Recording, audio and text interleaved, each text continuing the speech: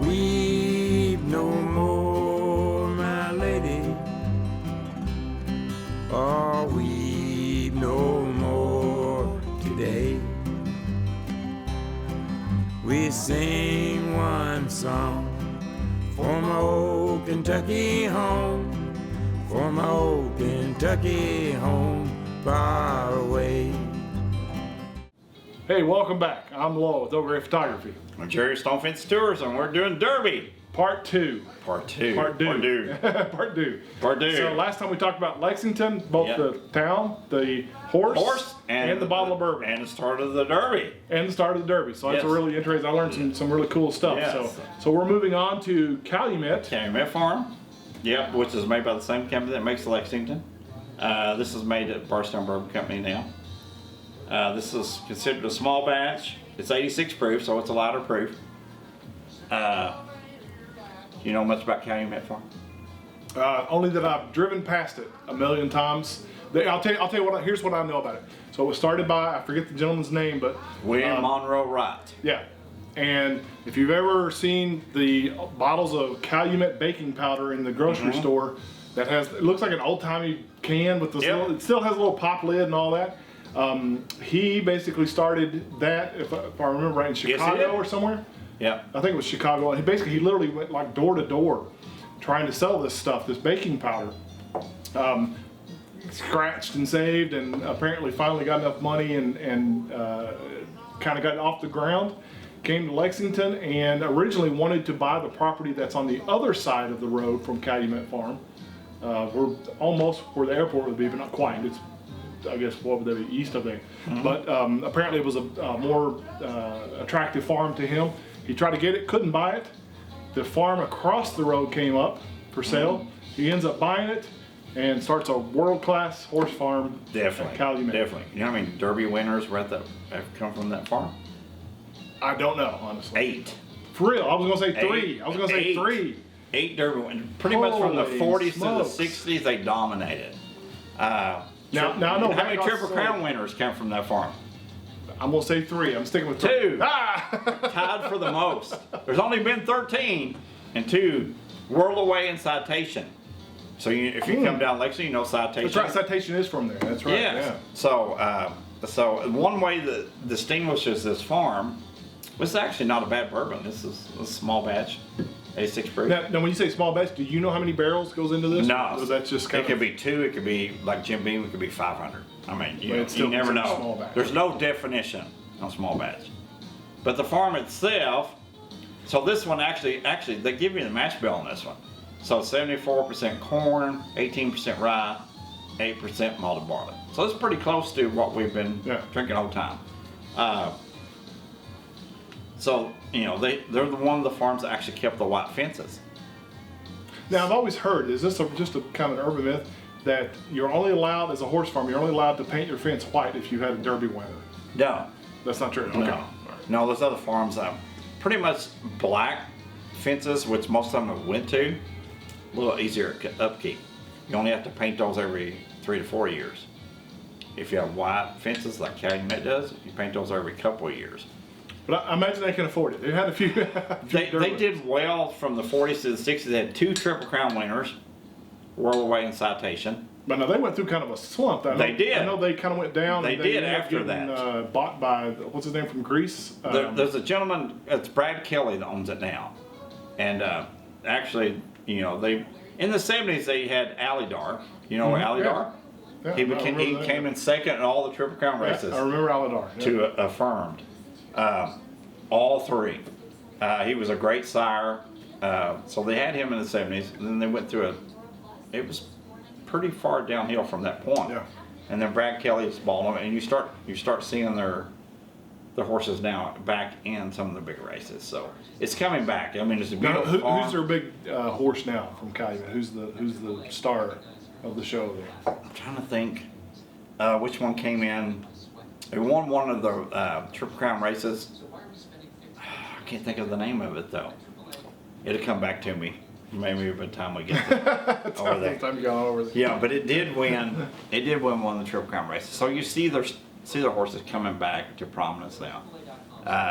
Like I said, it's a farm that had 8 Derby winners, 7 Preakness winners, 2 Triple Crown winners. Well, it's definitely if I would have to say that if anyone from outside Lexington were to name a horse farm, if it was on a Trivial Pursuit game, Calumet would be a good safe bet. If you named a horse and said what was the farm that guy came from. As a matter of fact, it's in.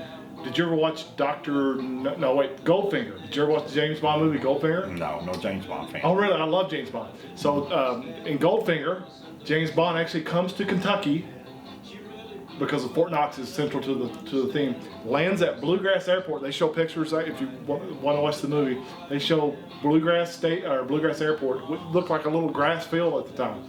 Of course, they show Kentucky Fried Chicken, but he also stays at Calumet Farm. Oh, okay. And he even makes a bourbon reference. He says something along the lines of, I heard the bourbon and branch water is really nice here. Well, we may have to incorporate that in this, I'll have to edit that in, bourbon and branch water. It's also the infamous movie with the Pussy Galore character. Okay. So if you're not a James Bond fan, at least submit to that one if you're a Kentucky bourbon and horse fan. So it was like 1895 before the Spires ever showed up. Churchill's famous for the Spires. Yeah. It didn't show up to 1895. That's still a ways back, but it's 20 years before it showed up. And we'll throw some pictures up there of it. It looks a lot smaller than it does today, back in the day. And then 1899, Meriwether, Lewis Clark committed suicide before the run out of the 25th Derby. I didn't know that. Yes. Don't know why, but he did. So there's a little behind the scenes story that. Didn't know that. Yes, he did. And so. Now when you say Meriwether Lewis Clark, you mean Meriwether Lewis? Clark. Yes. So William Clark's descendant. Oh, okay. From Lewis and Clark. Yes, Yeah. yes. The one that built the racetrack, started the racetrack, committed suicide in 1899. Before the run of the 25th. So, like I said, the Spires came in 1895. A colonel, it's funny, they were all named colonels. Everybody's colonels. They're all colonels back then. Yeah.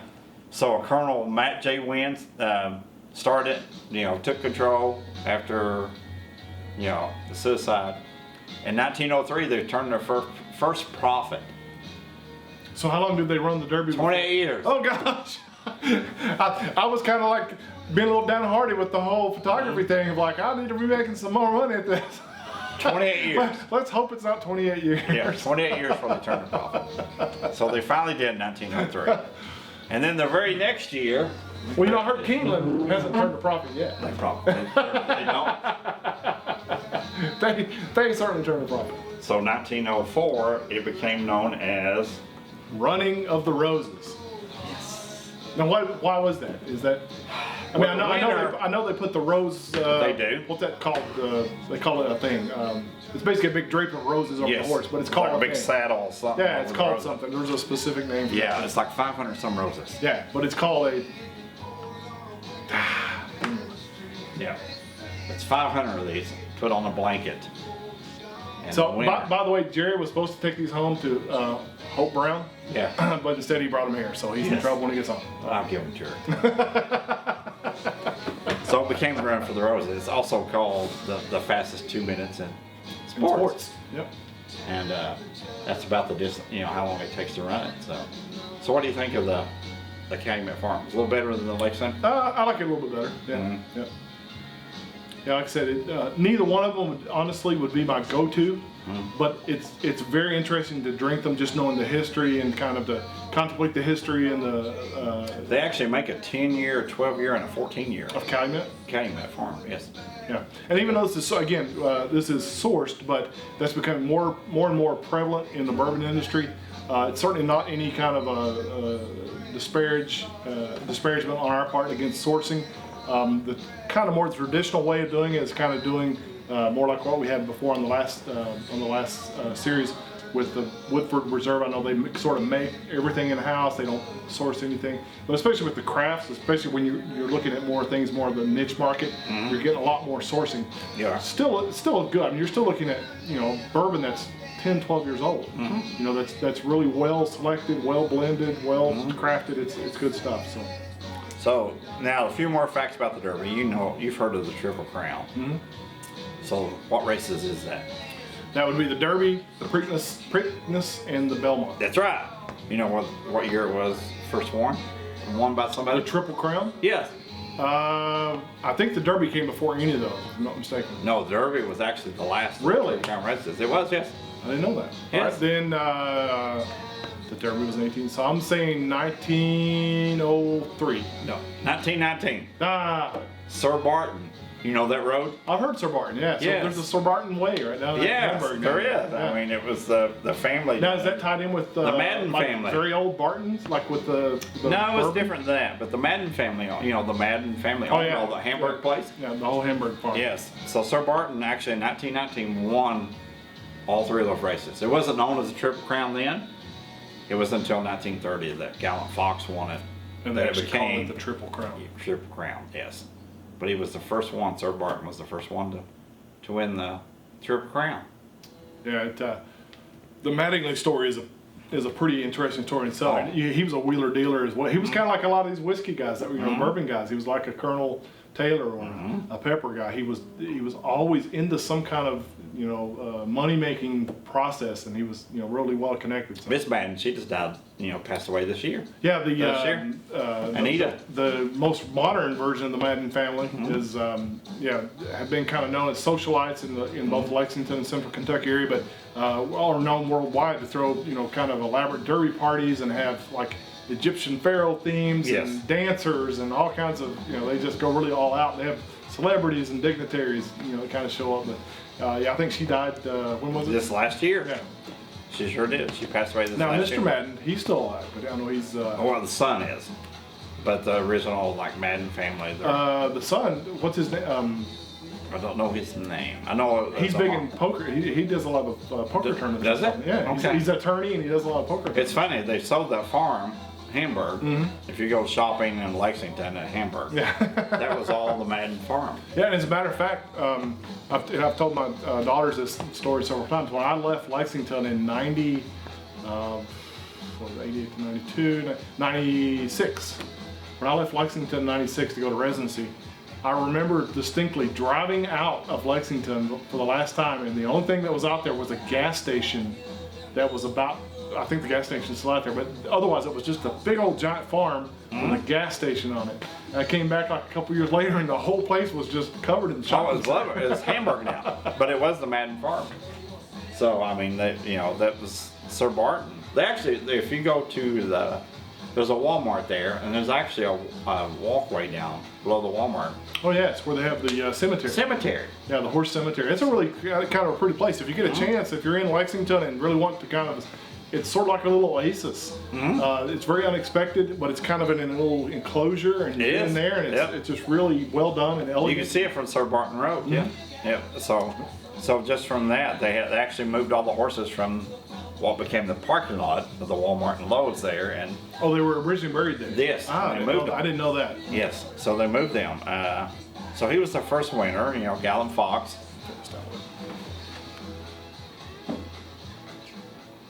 There we go. So we'll have to maybe add in some music to this or something. Yeah, some background music. Yeah. So now, all of the horses that are buried out there are from the Madden farm. Madden farm. Yeah. I keep saying From Madden Hamburg. because I get mixed up with Jeff Madden. So with Calumet, do they have a similar thing? Do they have any place where all their horses are buried out there? I'm sure they probably do. But it's not. It's a private thing. It's not it's not for public. They don't do public tours there. Oh, really? No, it's just private tours. I didn't, because I was getting ready to ask you if you offer tours out there. No, it's a private tour. Yes. Did not know that. It's beautiful, but it's a private tour out there. All right, so I mean that's how many Triple Crown winners have there been? 3. 13. There've been 13. Like I said, Calumet had 2 of them. Citation won in 48. Do you know the next one that won? There were 4 in the 40s. Man of War. No, he was earlier on. He didn't win in the Derby. His owner didn't like Kentucky. Really? Yes. So he didn't run in the Kentucky That's Derby. crazy. I didn't know that. Yes. The next one after Citation was 25 years later, 1973. And that would have been, I don't know. He's a big red horse. Hang on, I know this one. Big Red. I'm gonna go. Yes, Ran the fastest Derby ever. Yes, I'm gonna know this. Secretariat. Yes. 25 years later, 1973. He ran the fastest ever Derby and like the fastest ever Preakness. He won the Triple Crown. So it was 25 years. And then it was like funny, we had 4 in the 40s that won the Triple Crown. So they won the Derby, the Preakness, and the Belmont. We had 3 in the 70s. So we had Secretariat. So 30 years. We should have had 25 years in between. We're way past due to have. And then you had Seattle Slew. And then you had Affirmed. And then it was quite a while until the next one. You figure 1978 until 2015. American Pharoah. American Pharoah. From 1978 to 2015. And then 3 years later we had Justified. So it's funny, it's how they all come in certain decades. Come in little blocks. Yeah. So it was a long time. And a lot of people were wanting to change the Triple Crown because they thought it was too hard to win it. No, I'd say keep it like that. Yeah. Well, what's the point in having something easy to win? That's right. There's no glory That's in right. that. No glory in that. So we will finish out Calumet. Again, as far as the bourbon goes, definitely get a little tiny bit here. Mm-hmm. Still, it's a good bourbon. Yeah. Like I said, they make a 10, 12, and a 14. I would be interested to try the older ones. Yeah. But it's definitely worthwhile just to get the history kind of behind it. So we start off with Lexington. Now we're at Calumet. If you get a chance to, if you're in Lexington or visiting Lexington, Calumet is definitely, even if you just drive by it, it's beautiful. Just it's stop kind of and take a picture. it's kind of iconic just to see it. The red white gates. fences and the red gates and yes. and the spires. Yeah. So it's really worthwhile to see that. So on the next episode, what are we coming up on? Coming up on Pinhook. All right, join us for that. Weep no more, my lady. Oh, weep no more today. We sing one song for my old Kentucky home, for my old Kentucky home far away.